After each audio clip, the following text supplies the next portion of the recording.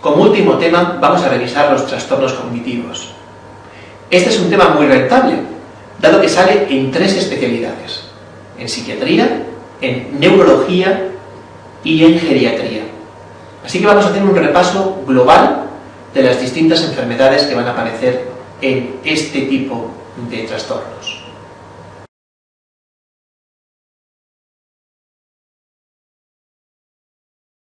Para empezar, ante un caso clínico de una persona con un trastorno cognitivo, la primera pregunta que nos tenemos que hacer es ¿cuántas funciones fallan?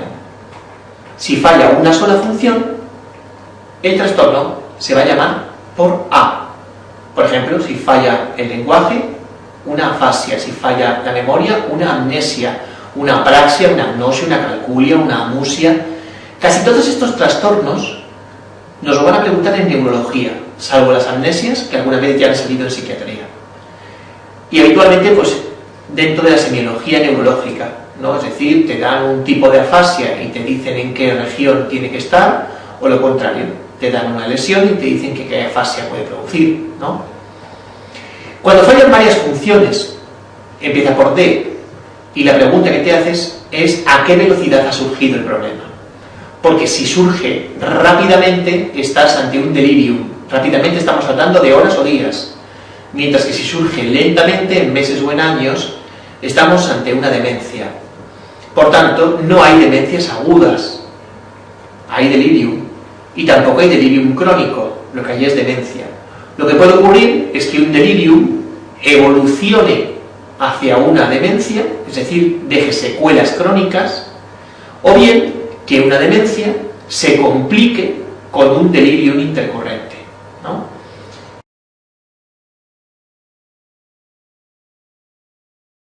El caso clínico nos presentaba la sospecha clínica de una demencia, es decir, un deterioro multimodal de varias funciones, de aparición lentamente progresiva en años, y además con la evidencia de un deterioro neuropsicológico a través de una prueba neuropsicológica breve, en este caso un Mini-Mental, por ejemplo. Cuando existe esa sospecha clínica de una demencia, ¿no?, lo primero que hay que hacer es descartar la existencia de causas reversibles.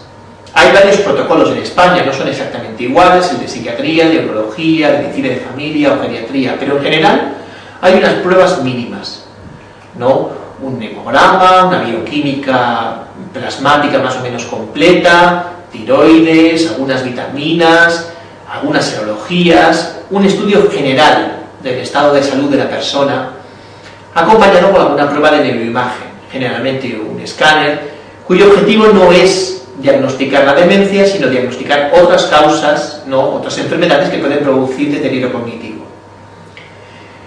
En principio, si el paciente es joven, si la demencia avanza rápidamente, es cuando se van a hacer todo tipo de pruebas biológicas y pruebas también psicológicas, la búsqueda de una depresión, ¿no?, buscando otras causas. Dependerá, insisto, de la edad de aparición y de la rapidez de evolución. En el MIR nos han preguntado algunos ejemplos de demencias reversibles. En concreto nos han dado algún caso clínico de depresión como demencia reversible y sobre todo muchas preguntas en neurología sobre la hidrocefalia normotensiva. Recordad que en las imágenes del MIR podrían aparecer imágenes de este estilo, ¿no?, en el que vemos una enorme hidrocefalia que ha comprimido la corteza cerebral de una forma tremenda. En teoría, una válvula de derivación podría hacer mejorar a estos pacientes y permitir que se recuperara una función neuropsicológica normal.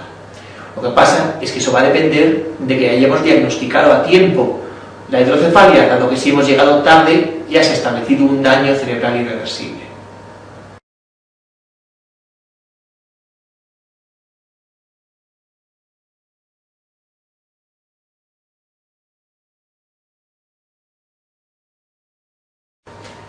Una vez que hemos descartado las demencias reversibles, asumimos que la demencia es irreversible.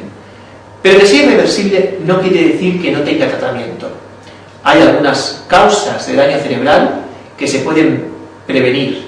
y destacaríamos sobre todo las causas vasculares, también las traumáticas o las tóxico-alcohólicas, por ejemplo. En el MIR han preguntado varios casos de demencias vasculares, sobre todo de la famosa demencias por infartos múltiples o multiinfarto.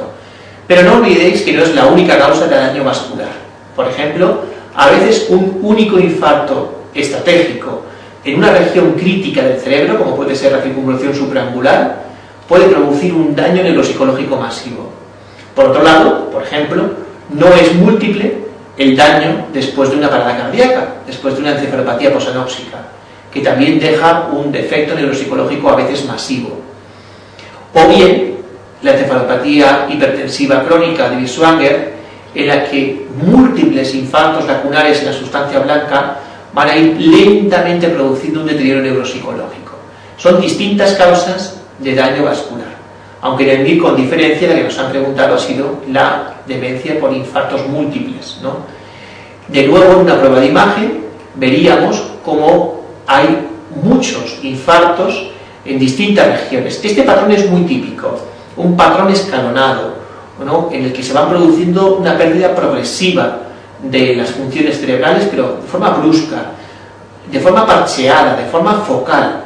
Todo esto es lo que orienta hacia una demencia por infartos múltiples. Si ya hemos descartado las demencias reversibles y las demencias tratables, asumimos que lo que nos queda son las demencias degenerativas, es decir, en las que ya no hay tratamiento posible y el enfermo va a morir con una demencia global. Algunas de ellas tienen una causa, llamaríamos externa, en el que algo daña al cerebro. No, la más preguntada en el examen MIR con diferencia ha sido la encefalopatía de Creutzfeldt-Jakob. ¿No? En este caso, afortunadamente, al no existir una prueba de imagen específica, nos libraremos de tener que encontrarnos con un electroencefalograma, que sería algo tremendo. Si hemos descartado la demencia de Creutzfeldt-Jakob, en que cursa rápidamente progresiva y con numerosas mioclonías, asumimos que estamos ante una demencia degenerativa primaria. Y aquí nos vamos a encontrar con distintas enfermedades, en general con nombre de alguien, con nombre de un anglosajón o de un alemán que describió los síntomas o describió una anatomía patológica. Alzheimer, Parkinson, Huntington, Lewy. Entonces, en general aquí ya no tenemos muchas pruebas complementarias que hacer, aunque en algunas de ellas existe un diagnóstico genético, ¿no? En concreto, pues en el Huntington y en algunas formas de Alzheimer hereditario podríamos hacer una prueba para confirmar la presencia o ausencia de esta enfermedad. Pero si no, hasta aquí se han llegado con todas las pruebas complementarias normales, ¿no? Las demencias degenerativas primarias se pueden clasificar por distintos patrones clínicos, es decir, hemos llegado aquí con todas las pruebas complementarias normales o inespecíficas y los separamos por la clínica. El patrón subcortical se caracteriza por un enlentecimiento generalizado, tanto de los procesos mentales como de los procesos físicos. Con frecuencia se acompaña de movimientos anormales, ¿no? El más conocido, pues temblor o corea, y con frecuencia hay síntomas emocionales. Las enfermedades prototípicas serían el Parkinson o el Huntington. Tenemos a continuación el patrón cortical frontal o frontotemporal. Este patrón frontotemporal se caracteriza por la aparición temprana de un cambio de personalidad. Y el ejemplo más conocido es la enfermedad de Pick. Sin embargo, no nos engañemos. La mayoría de las demencias frontotemporales no tienen cuerpos de Pick y por tanto no pueden ser clasificadas como enfermedad de Pick. Lo que pasa es que la mayoría de las demencias frontotemporales además no se hacían autopsias, con lo cual nunca sabremos si tenían o no tenían cuerpos de Pick. Este es uno de los grandes problemas en estas enfermedades. El último patrón es el patrón palitotemporal, que se caracteriza por el típico síndrome afaso-apraxo-agnósico, cuyo ejemplo más conocido es la demencia de Alzheimer. Pero de nuevo volvemos a lo mismo. El diagnóstico definitivo es anatomopatológico y poquísimas veces se hace un estudio anatomopatológico en estos pacientes, así que se llega a un diagnóstico de presunción, de probabilidad, ¿no? Lo que pasa es que la correlación clínico-patológica es bastante buena y en general es raro que haya algún error en la clasificación clínica.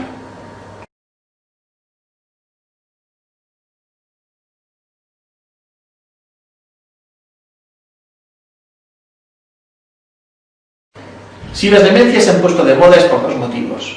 Uno es epidemiológico, dado que el principal factor de riesgo para sufrir demencia es la edad y la población anciana ha crecido muchísimo. Y otro es farmacológico. Existen medicamentos que podrían ser eficaces para el alivio de los síntomas cognitivos en las demencias. Actualmente tenemos dos grupos de fármacos.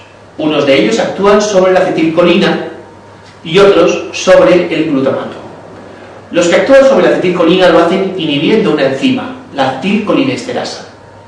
Al inhibirla, aumentan los niveles de acetilcolina y mejora el funcionamiento cognitivo de estos pacientes, sobre todo de la demencia de Alzheimer, en donde existe un déficit de este neurotransmisor. En el mercado español existen tres: el donepezilo, la ribastigmina y la galantamina, que para nosotros son básicamente similares.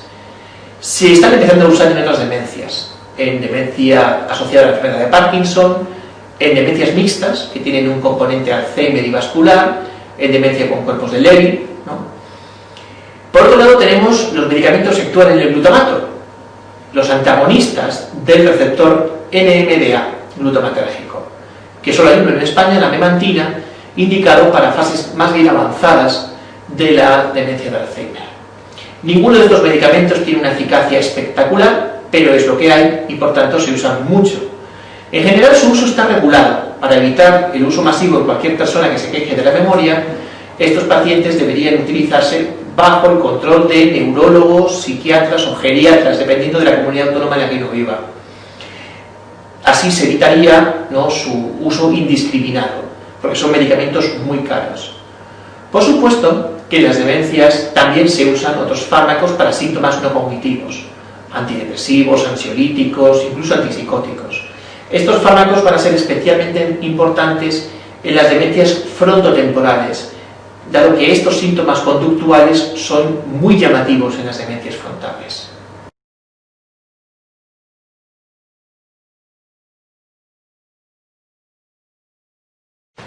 Frente a la cantidad de cosas que uno puede estudiar para una demencia, en el delirium hay que quedarse con tres conceptos básicos. Lo primero es tener claro qué es un delirium, ¿no? Lo segundo es tener claro que todo delirium tiene una causa que está provocándolo y que hay que buscar. Y lo tercero es que mientras encuentras la causa, el haloperidol va a ser el fármaco de referencia para controlar la agitación y la psicosis de un delirium. Comencemos con qué es un delirium. El delirium es una manifestación neuropsiquiátrica de una encefalopatía aguda, es decir, de algo que está haciendo que el cerebro no funcione bien. Evidentemente el delirium puede aparecer en cualquier cerebro, pero es más frecuente cuando el cerebro previamente ya es patológico. Por ejemplo, en demencias, en gente con daño cerebral, o en cerebros que están desarrollándose, como el de los niños, o envejeciendo, como el de los ancianos. Así que el delirium es frecuentísimo, es la patología psiquiátrica más frecuente en el hospital general. Y de hecho, la prevalencia de delirium en la vida de una persona se puede fijar en el 100%. Todo el mundo en algún momento de su vida ha tenido o tendrá un episodio de delirium. Lo que pasa es que no son siempre igual de espectaculares. Los delirium van desde formas muy leves hasta formas gravísimas. Entonces, en función de eso, son más fáciles o menos fáciles de diagnosticar, ¿no? En principio, decíamos que todo delirium tiene una causa. Y esa causa hay que buscarla. Hay todo tipo de enfermedades infecciosas, metabólicas, endocrinas, vasculares, tóxicas, que pueden provocar. Casi siempre es multifactorial. Y eso obliga a hacer un estudio intensivo de los posibles factores implicados en el delirium, ¿no? Y es importante porque la causa es la que sobre todo determina el pronóstico. El pronóstico de un delirium puede ser la recuperación completa o no, o secuelas o incluso la muerte, dependiendo sobre todo de la causa, aunque a veces también se producen accidentes durante el delirium debido a la agitación. Y precisamente para evitar estos accidentes es necesario diagnosticarlo rápidamente y tratarlo con algún fármaco que consiga controlar la agitación sin producir problemas cardíacos o respiratorios adicionales. Y hoy en día el fármaco preferido es el haloperidol, sobre el cual existe una amplísima experiencia en pacientes con delirium, ¿no? Recordemos, por tanto, las tres palabras clave. Existe algo llamado delirium, tiene una causa que hay que buscar y mientras tanto el haloperidol es el fármaco en el que te apoyas para tratar la agitación, ¿no?, asociada al delirium. Sorprendentemente, para muchos psiquiatras, una vez que vosotros aprobéis el MIR, se os va a olvidar lo que es un delirium. Y vais a haceros médicos y cirujanos y no os acordaréis de esto. Así que vamos a repasarlo porque, insisto, es la patología neuropsiquiátrica más frecuente en el hospital y todos vamos a estar delante de alguno de ellos en algún momento. El delirium tiene un inicio, hemos dicho, agudo, en cuestión de horas o de días, pero fluctúa, va cambiando durante el día. Hay momentos en que la persona está más despejada, mejor conectada, momentos en que está fatal. Típicamente, por desgracia, se suele poner peor por la noche, donde es más fácil desorientarse. Y en cambio, durante el día, pues están un poquito mejor. Lo fundamental es detectar los cambios en el nivel de conciencia y en la capacidad de atención y concentración. Porque este es el síntoma inicial. La persona empieza a despistarse, empieza a no prestar atención. Y esto hace que se le olviden cosas, pero no porque no tenga memoria, sino porque no tiene atención y concentración. Poco a poco, esto va a provocar que se desoriente, ¿no? Va a tener fallos de memoria reciente, pero porque no ha fijado la información, insisto, porque no la ha almacenado, y va a ir poco a poco empeorando, un lenguaje más vago, más impreciso, más incoherente, el pensamiento cada vez más espeso, menos claro, y van a aparecer a lo mejor interpretaciones extrañas, delirios poco estructurados, ilusiones o confusiones visuales, alucinaciones en ocasiones, y poco a poco va a ir conformándose un delirium grave. Los delirium a veces se agitan, a veces se quedan estuporosos, y lo más frecuente es que alternen de una cosa a otra. Estén más bien estuporosos durante el día y agitados por la noche. La agitación, recordad que a veces provoca accidentes y que es importante controlarla con un medicamento seguro, como hemos dicho antes, con el haloperidol.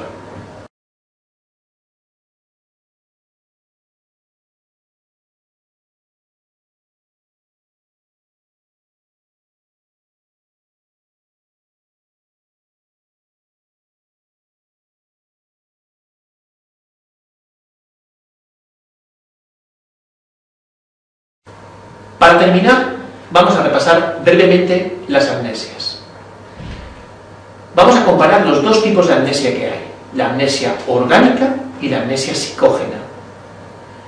La amnesia orgánica, por ejemplo, la que deriva de un traumatismo craneoencefálico, es una amnesia anterógrada, es decir, desde la lesión hacia adelante, ¿no? Afecta típicamente a los recuerdos que se han de fijar, mientras que la amnesia psicógena es retrógrada, va hacia atrás y por tanto va a afectar a cosas de tu pasado, ¿no? En el primer caso, en la amnesia orgánica, no retienes nueva información, no aprendes cosas nuevas. En el segundo caso, lo que haces es que no la puedes recordar, no evocas cosas que ya habías aprendido, que ya te sabías. En el primer caso, en la amnesia orgánica, lo notas mucho al explorar los recuerdos recientes. Por ejemplo, le preguntas al paciente en qué hospital está ingresado, o le dices tu nombre y se lo preguntas 5 minutos más tarde. En la amnesia psicógena son los recuerdos remotos. El paciente con amnesia orgánica es el ejemplo típico del síndrome de Korsakoff, ¿no? Mientras que la amnesia psicógena es la amnesia histérica. Es esa persona que después de un suceso estresante no sabe su nombre, no sabe dónde vive, no reconoce nada de su pasado y sin embargo no tiene ningún problema para aprender nueva información o recordar nuevas cosas, ¿no?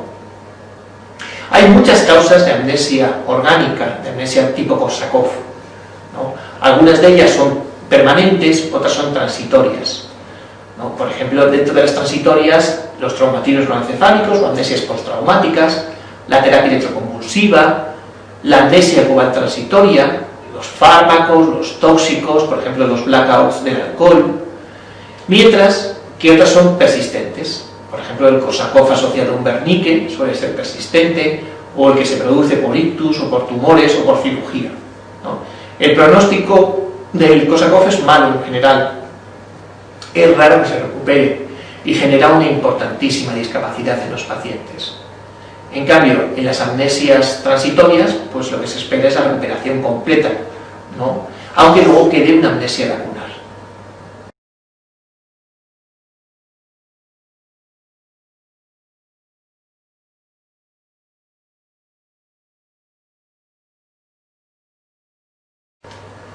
Bueno, pues esto ha sido todo. Esta es la clase de segunda vuelta de psiquiatría. Recordad que hay 4 temas fundamentales, que es el núcleo duro de la asignatura: ansiedad, depresión, psicosis y tóxicos, que hemos visto en primera y en segunda vuelta. Y otros 4 temas complementarios que hemos visto en esta segunda vuelta: somatomorfos, alimentación, personalidad y cognitivos. Con estos 8 temas cubrimos más del 95% de las preguntas del examen. Así que, buen repaso y mucha suerte.